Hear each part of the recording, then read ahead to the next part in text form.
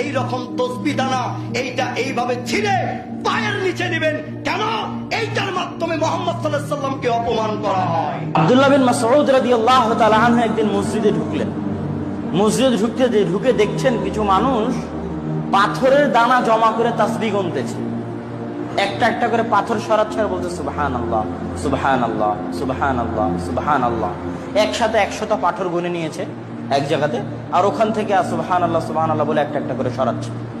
তো আব্দুল্লাহ বিন মাসউদের এই দৃশ্য দেখে পায়ের রক্ত মাথায় উঠে গেছে। কেন? ওরা তো সাহাবী, ওরা তো সুন্নাত কি জিনিস বুঝে, বেদাত কি জিনিস বুঝে।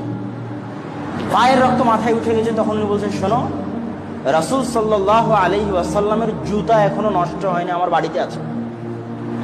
আল্লাহর রাসূলের জুতা এখনো নষ্ট হয়নি, আমার বাড়িতে আছে। আর এত দ্রুত তোমরা বেদাতের মধ্যে চলে গেলে, যেখানে রাসূল সাল্লাল্লাহু আলাইহি ওয়াসাল্লাম তার জীবদ্দশায় কোনোদিন, আল্লাহ রাসূলের যুগে কি পাথর ছিল না?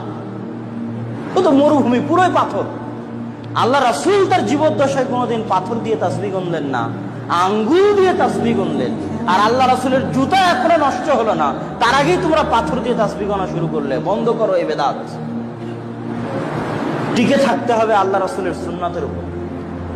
আল্লাহ রাসূল হাত দিয়ে গুনেছে, তোমার জাজবা থাকতে হবে, আমি যদি মরি তাও হাত দিয়ে গুনবো।